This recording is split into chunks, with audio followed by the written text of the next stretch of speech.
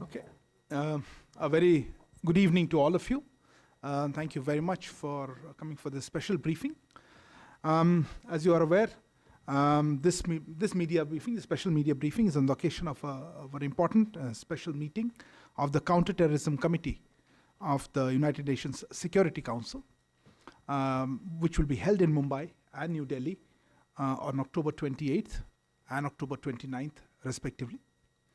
As you are aware, the Counterterrorism Committee of the United Nations Security Council was established in 2001 pursuant to the UN Security Council Resolution 1373. And India is currently holding the chair of the Counterterrorism Committee. This special meeting of the Counterterrorism Committee is titled Countering the Use of New and Emerging Technologies for Terrorist Purposes. The CTC, or the Counterterrorism Committee, usually meets in New York, as you know.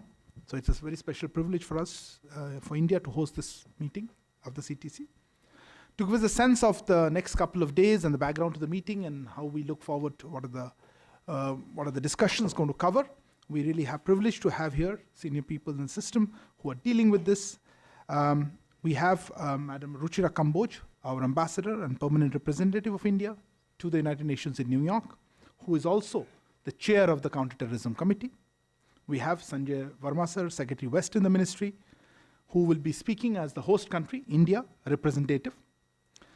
We have Dr. David Sharia, who is the director and chief of branch of the Counterterrorism Executive Directorate, the CTED, which assists the CTC. And of course, my colleague Prakash Gupta, Joint Secretary in the UNP in the ministry, who's the core of this all effort towards the United Nations, is also here on the dais. Without further ado, I would like to now hand over the floor to Secretary West, sir, to give us a sense of how we look at from India's perspective. Thank you, Arindam. Good afternoon, ladies and gentlemen, and also to my co-panelists here, my colleagues. Well, as our spokesperson has mentioned, that the CTC, or the UN Security Council's Counterterrorism Committee, will be hosted in Mumbai and in Delhi on 28th and 29th, respectively. The overarching theme of this meeting would be countering the use of new and emerging technologies for terrorist purposes. The meeting will begin with a soft opening session and tribute to the victims of terrorism in Mumbai on 28th October through a solemn ceremony at Hotel Taj Mahal Palace, where External Affairs Minister Dr. S. Jaishankar, along with member states of the UNSC, this would include the 15 current members and the incoming 5, and other senior UN officials, will lay a wreath at the 2611 Memorial Site and observe a minute's silence in memory of the victims. Ministerial participants are expected, I'm happy to share, and will include His Excellency Michael Musa Adamo, Foreign Minister of Gabon, who also is the President of the UNSC for the month. Her Excellency Ms. Shirley Ayorkar Bochwe, Foreign Minister of Ghana. Right Honourable James Cleverly, the Foreign Secretary of UK. Her Excellency Reem Ibrahim Al-Hashimi, Minister of State for International Cooperation of UAE. Ms. Maggie Finot, Deputy Foreign Minister of Albania. And the UN CTED delegation would be led by Mr. Vladimir Voronkov, Under-Secretary General, UN Office for Counter-Terrorism. Statements in memory of victims will be read out by EAM and the President of the UNSC, the Foreign Minister of Gabon. Select victims of the Mumbai terror attacks would also be addressing the participants separately. Subsequently, an informal briefing of the CTC will be held on the theme of combating terrorism financing in local and regional contexts. The special meeting of the CTC in Delhi on 29th October will commence with a high-level ministerial plenary session in which UNSG's message, along with EM and other ministerial participants, will address the delegates, and discussions during the day will focus on the 3 separate sub-themes of 1. Countering terrorist exploitation of information and communication technologies. 2. Countering terrorism financing online, threats and opportunities related to new payment technologies and fundraising methods. and thirdly, threats posed by terrorists' use of unmanned aircraft systems. Leading experts from UN's operational partners and specialized agencies will also be addressing these panel discussions. It is expected that the outcomes of the UNSC CTC meeting would feed into India's UNSC December presidency opening briefing on global counter-terrorism architecture, principles and the way ahead, which is scheduled to be held in New York on 15 December 2022. The proceedings of the meetings, both Mumbai and New Delhi segments, can be viewed live on UN TV, where it will be broadcast globally. The concept, note, and program outlined for these meetings are available on the website of the UNSC CTC. Before I conclude my remarks, I may also add that counterterrorism is a focus area for India in the last quarter of this year. In November, on 18th and 19th, India will also be hosting the third ministerial conference, No Money for Terror. That will be in New Delhi. I will rest my comments here at this point. Arindam. Thank you very much, sir. May I now offer the floor to the Chair of CTC and the Permanent Representative of India, Ma'am Ruchira. Thank you, Arindam, and good afternoon, everybody.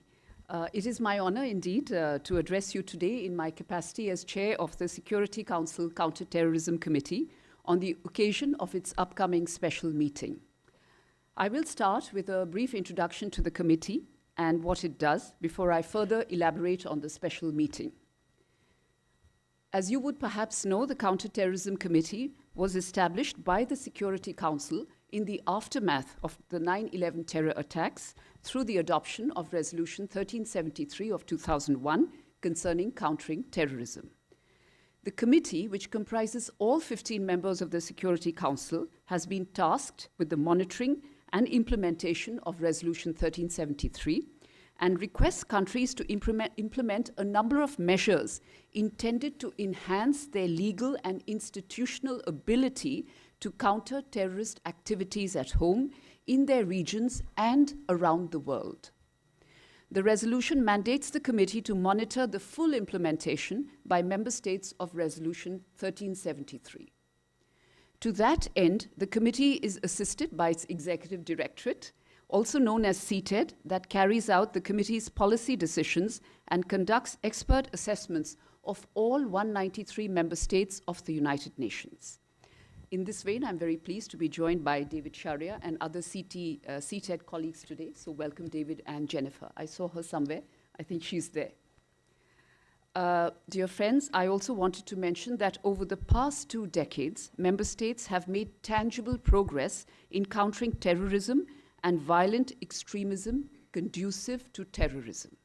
Yet, as we all know, the terrorist threat persists and, despite our best efforts, has evolved.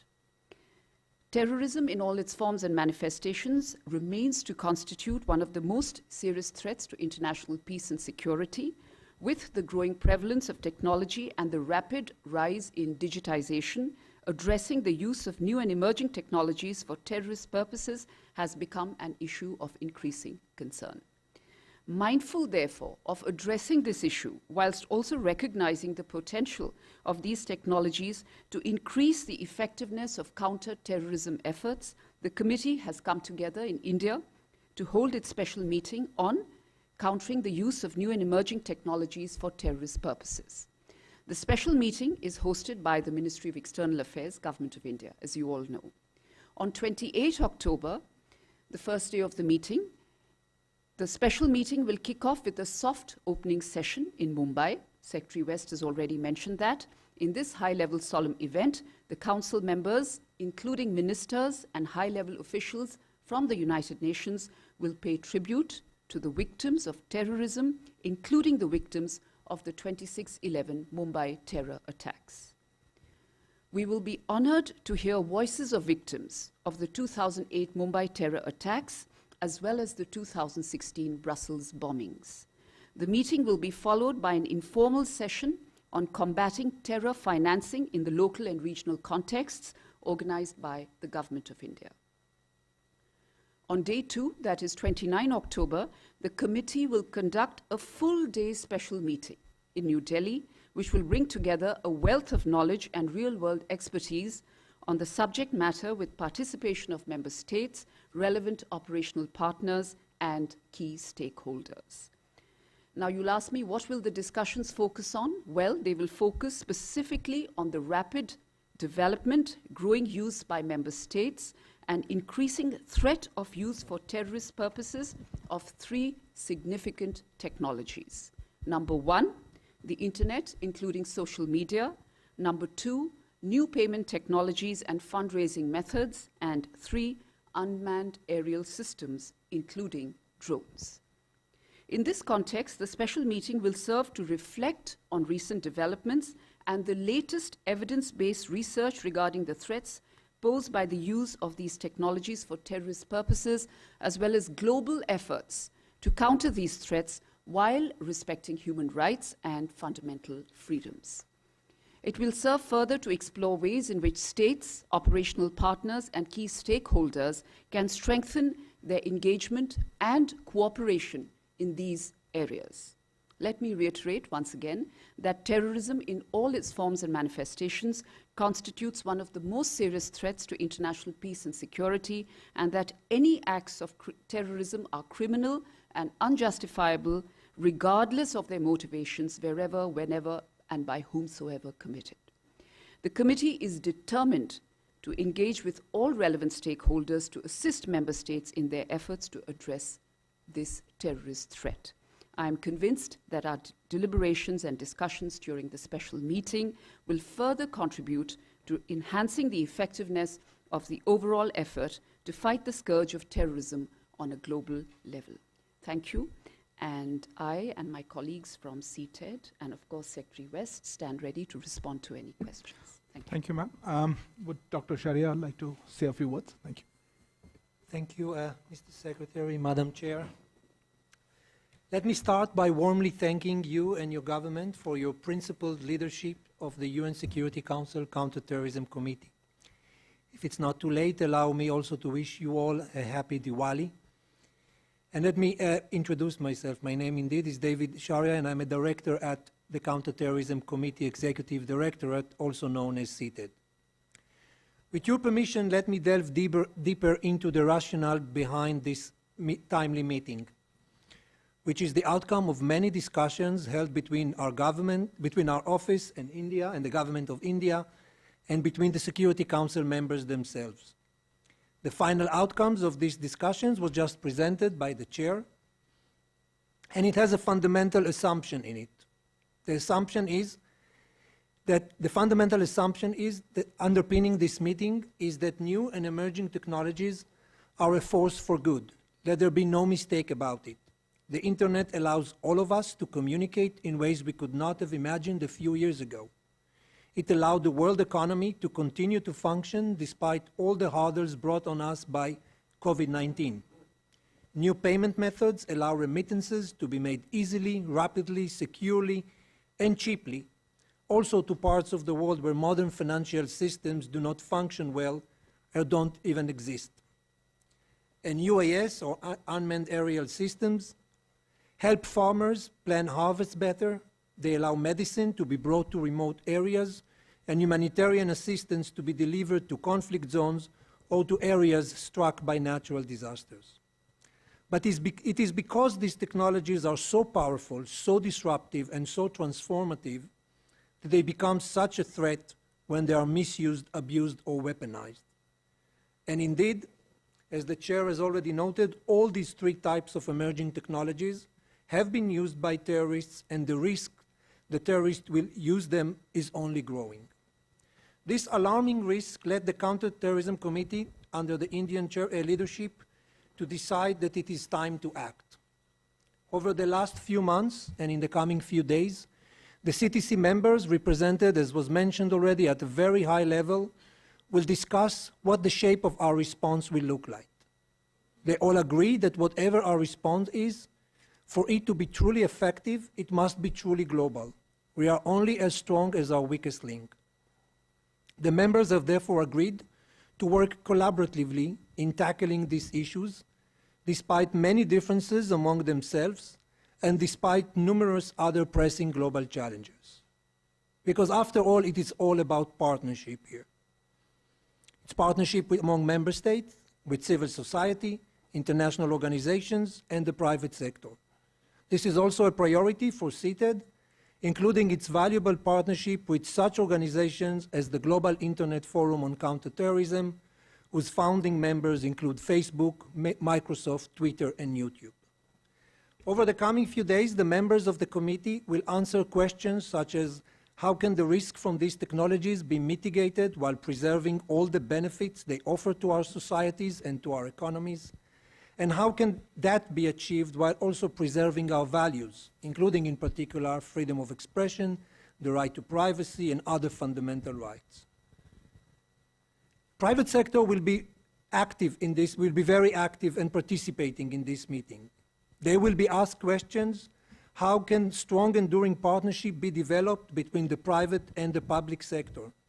And how can we make sure that the private sector takes ownership of the risk emanating from new and emerging technologies without suppressing its innovative power? Civil society will also be participating in the meeting, highlighting how gender dimension play into this area. They will also assist us in making sure that the solutions offered do not lead to the suppression of dissent or infringement of human rights. The meeting will not conclude these discussions. There is no silver bullet or magic solution to these complex questions. But the meeting is the very first of its kind, which means it will be making history here in India, and it will lead to a process involving deep reflection that will continue to guide the international community for many years. Following this gathering, CITED will invest more efforts to understand the threats that new and emerging technologies may pose, and will offer the committee additional policy options. Before wrapping up, let me just stress that we cannot think of a better place to hold this meeting than right here in India. Not just because it is the world's largest democracy, but also because India is a society where a host of cultures and religions coexist, and because India is an innovation and technology powerhouse. Sadly, India is also the right place to hold this meeting because of its own long and tragic experience with terrorism, and we all know. And in India, there is no better place to open this series of important discussions than Mumbai, a city not only that has suffered so harshly from terrorism, but also represents a thriving metropolis consisting of wonderful and very warm people who have demonstrated to the world that the only resilient response to terrorism is to recommit ourselves to our values and to our way of life. Thank you. Thank you, Dr. Sharia. We'll now take a few questions. Please introduce yourself and the organization you represent before asking the question. May I start with you here? I'll come back to you. Sir, this is Mukesh Kaushik from Dainik Bhaskar, sir. My question is that committee members would be paying tribute to Mumbai terror attacks. Do you think that committee is expected to pass some resolution that the perpetrators of this attack are sitting in Pakistan, who should be brought back and be tried here in India? What committee would decide about it? Okay, who would like to take that one?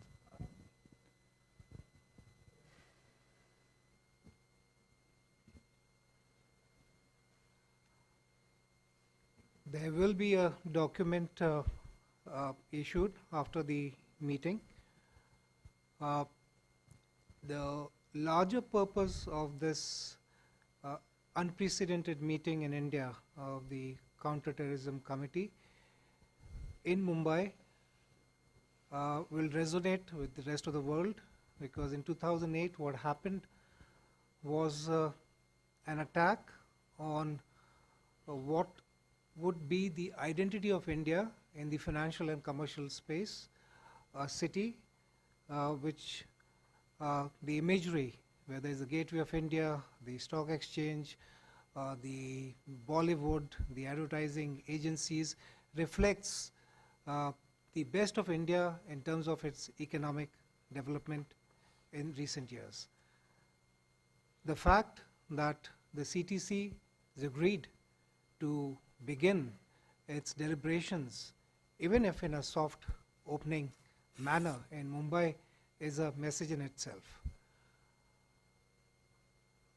The thrust of your question is whether the perpetrators of the 2008 carnage will, through this process, the 2611 incident be brought to book through this process.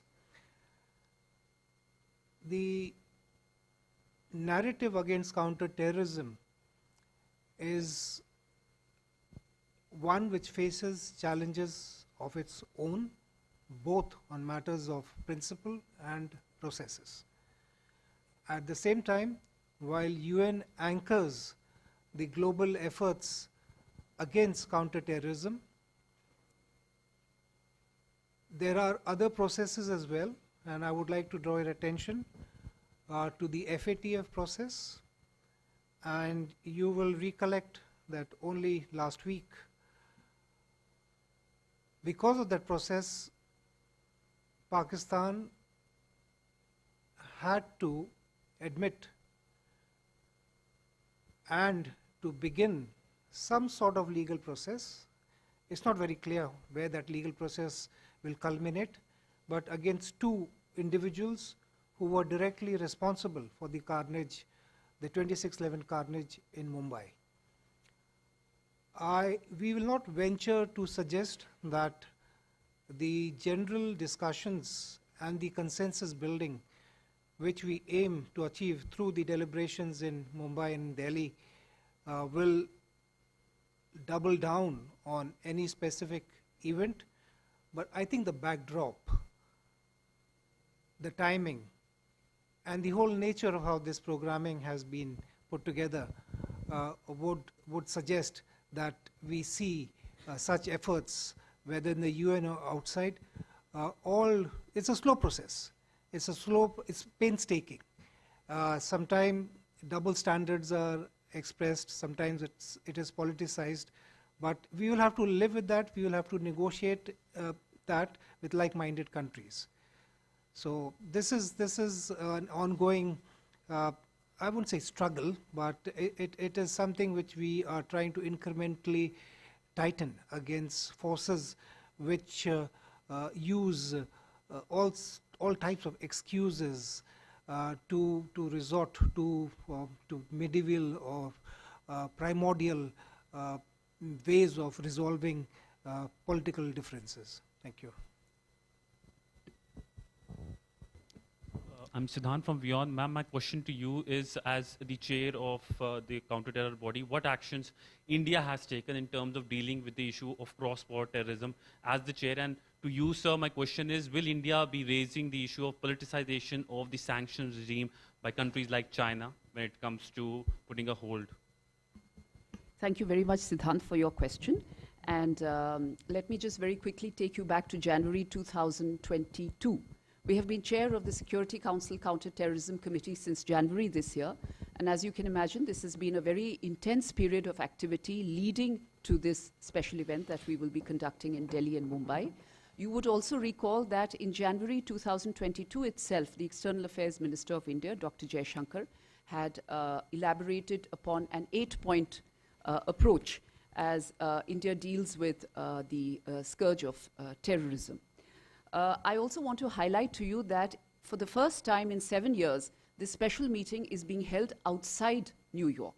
The last time it was held in Spain, in Madrid, in 2015. So this is the very first time that a special meeting of the Counter-Terrorism Committee is being held outside New York.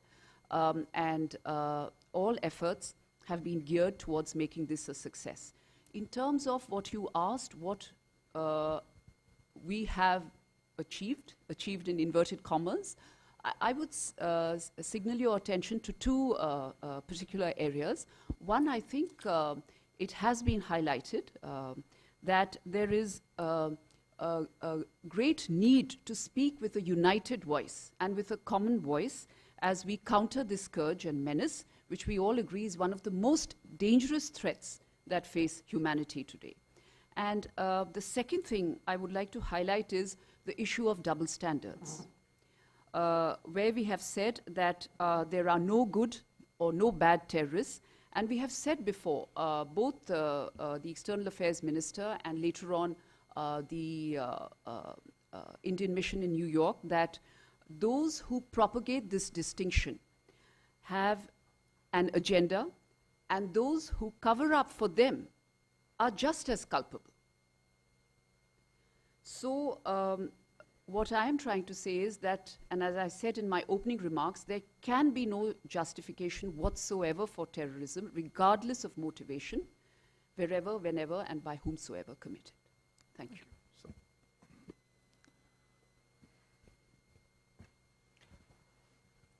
2611 incident is again a prime example of cross-border terrorism, and the victims were not just Indians, they were foreigners as well.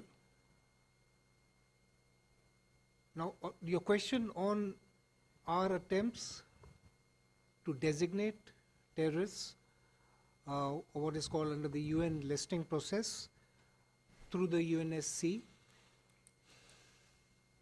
again runs into a subjectivity, and the subjectivity, when exercised, reflects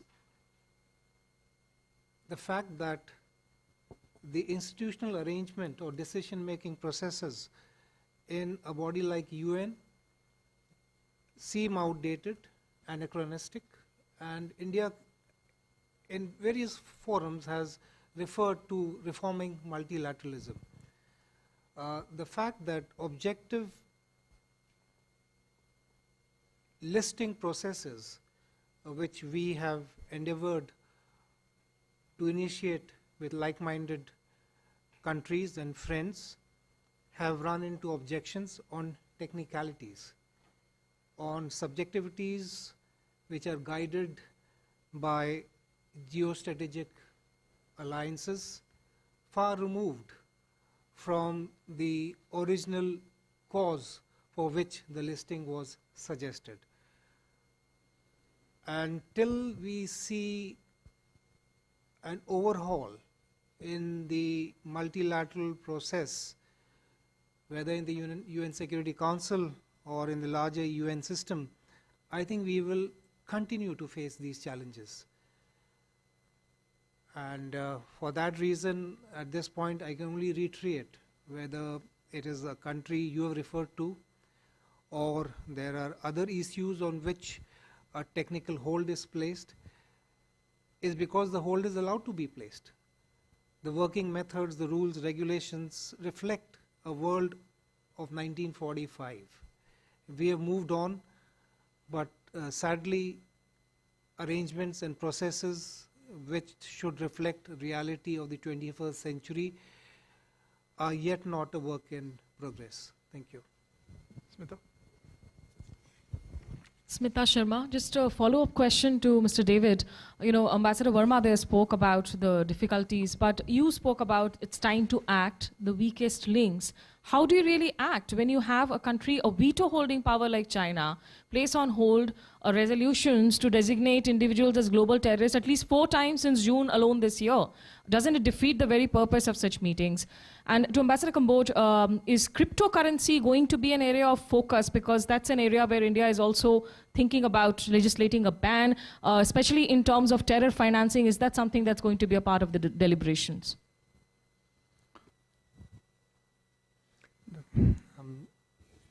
I'll say a few words about the first question, and I would say the following, and I'll speak, with your permission, a little bit in abstract. One of the, when we look, and I think the issue of new technologies is a wonderful example, or the internet.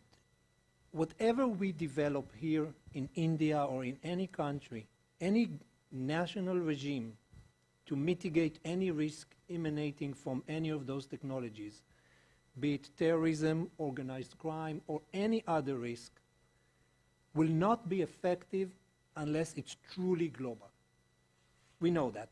You can, with a simple VPN, can log in from any country in the world. So the basic assumption for every kind of every question we have is that whatever we agree has to be truly global. And the fact of the matter that in all these areas, there are big differences of views, not just the example you have given, but many other areas. I could give you 5 different examples of differences among the members. What we in CETAD try to do is to find a common way forward. We're not looking on specific member states concerned, because there are concerns for all of them, including India. It has its own concern. We're trying to see how can we look on the issues forward. It means compromise. Very often compromise because of constitutional issues, because of geopolitical issues. This is something that member states need to look at and sort out. We cannot do it as professionals, but what we try to do is, within the context of what's there, to find a common ground and allow to mitigate the risk. We have done it, it's not us, the CTC has done it over 20 years with huge successes on many areas that it dealt with, and I hope, and I think that's why we're all coming here, that the atmosphere that India will bring and the alarm that have been ringing in many capitals regarding these new technologies will bring another spirit of cooperation despite many differences. Thank you.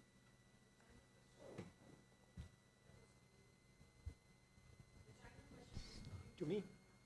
Yeah, I think my response was trying to explain. If you could answer on the crypto, would you like to say anything? Yeah, no, actually my answer is very short and simple. Yes, the answer to that is a yes, because one of the focus areas of this meeting is also, as I've mentioned in my opening remarks, new payment technologies and fundraising methods.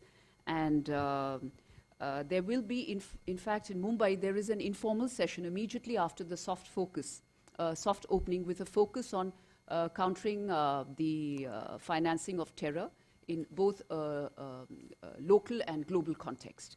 And so there will be a focus on misuse of emerging payment methods and online funding methods. Manish.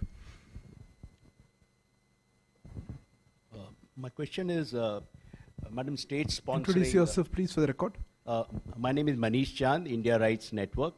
My question is, states practicing terrorism as an instrument of state policy or sponsoring terrorism continue to use doublespeak, continue to indulge in doublespeak, as pointed out.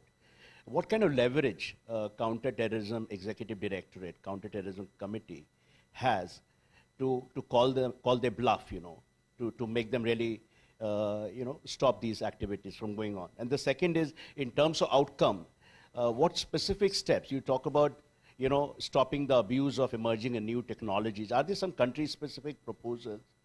How does this committee work, and what kind of solutions we can expect from there?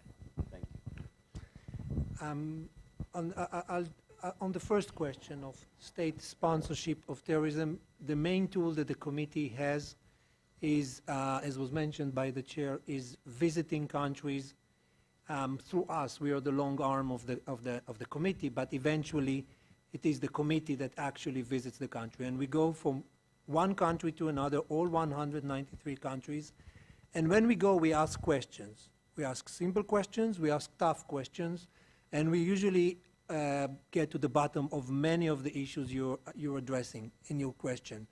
Our delegations are consisted of first seated colleagues, experts in their team, but we also bring with us experts from other bodies, from Interpol, from World Customs Organization, from the ICAO, the International Civil Aviation Organization, etc., and very often sometimes FATF or another member of that grouping. With that large of a team, spending usually a week in a country, we don't leave any issue unquestioned. Sometimes we're happy with the answers, sometimes we're not. We report back to the Security Council Committee, and they usually take up some questions, and some reports are a subject of some very detailed discussions within the committee. So that's on your first question. Second question was addressed to me or to someone else?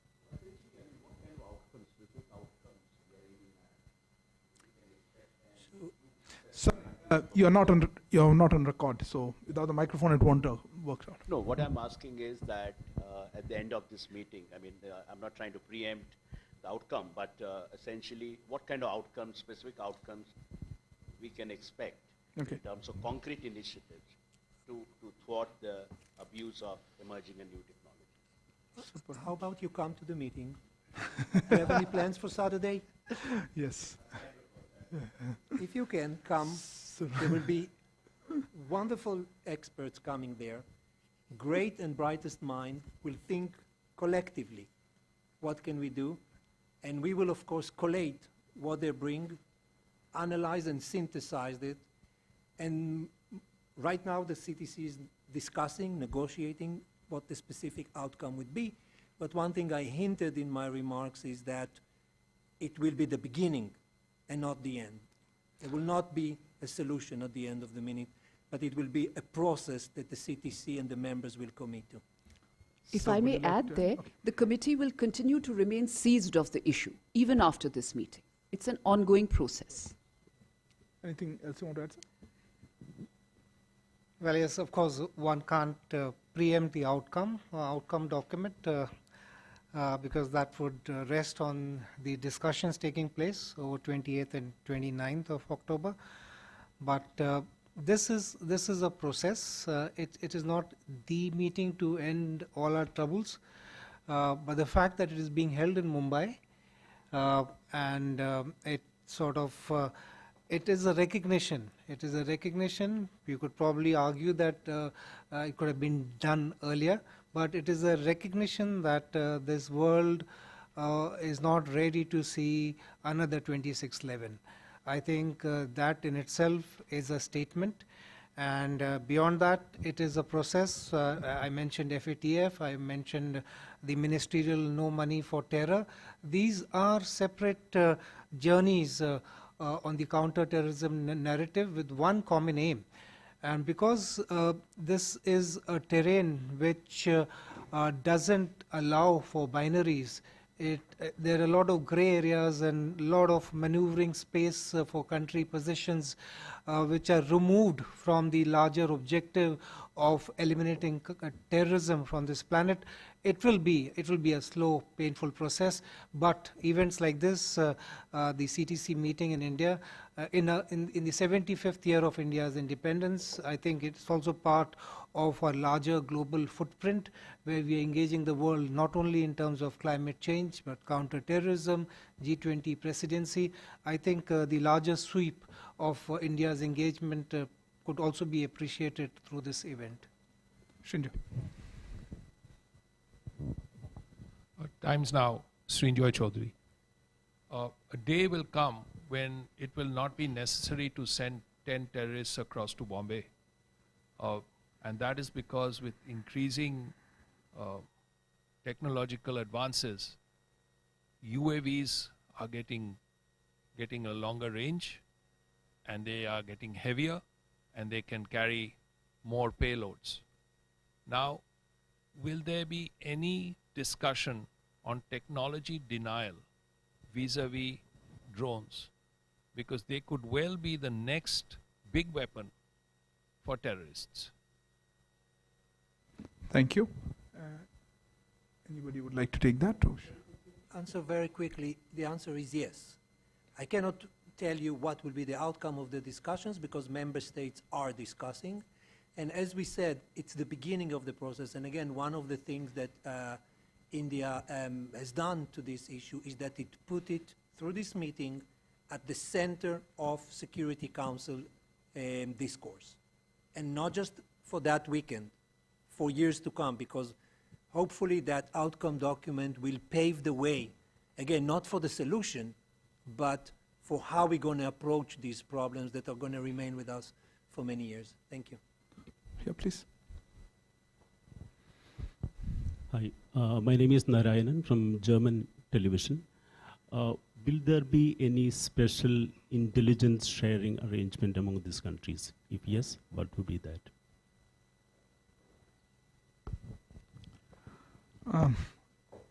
I'm not sure that was very much focus of the Counterterrorism Committee meeting, which will be, I think, aired live and public, but I will let the experts. I could say very quickly, they say that the best meetings are the meetings that what happens outside the room is more interesting than what happens inside the room. Okay, I'll take a last question. You had one more? I didn't see you. 1 second. No, I'll go with Manas first. Quick, we can make it quick. I think we are running out of time. Yeah, this is Manas from PTI Press Trust of India. My question is to Mr. David Scaria. Sir, India has been driving the global voice to deal with terrorism, appealing all the world powers to just unite themselves and deal with the issue.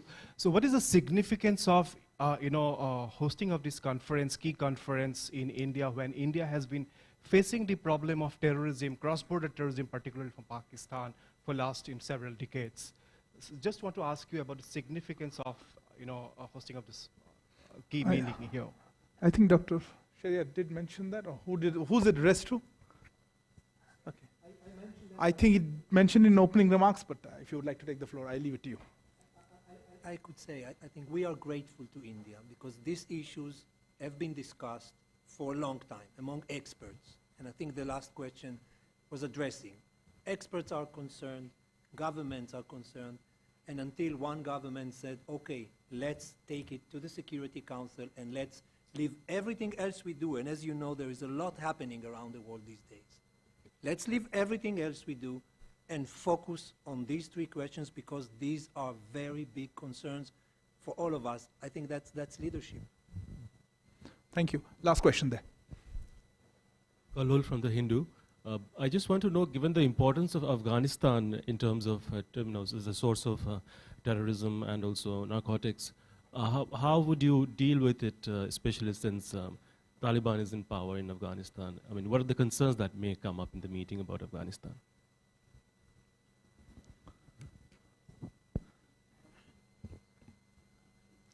Well, I would, I am not in a position to sort of second guess what will be discussed, but in the general expectations, I think regions which have been reasons for concern in terms of destabilizing the neighborhood or the region or have had a history, and you don't have to look far for that, will invariably in some form or the other be part of the discussions. Please. Ma'am. No, I just wanted to clarify very quickly that this special meeting is not focused on any particular country. It is more global in nature. And we have already identified and elaborated upon the three themes that will be the focus of discussions. And the whole idea is to strengthen engagement and cooperation with each other with a specific focus on the themes of the conference. Thank you. Thank you very much. Let me take this opportunity to thank our permanent representative and chair of CTC, Madam Ruchira Kamboj, as well as to Secretary West, Sanjay Verma, as well as to Dr. David Sharia, head of the branch director of the CTED, and to Prakash Gupta, Joint Secretary UNP, also to my colleagues from the media and our guests and friends from the United Nations system and CTED who are here today. Thank you for joining us for special briefing. We will continue to bring you, hopefully live and as well as on a real-time basis, the developments that are coming up over the next 2 days, starting from Friday and Saturday. So please stay tuned to our channel. Thank you.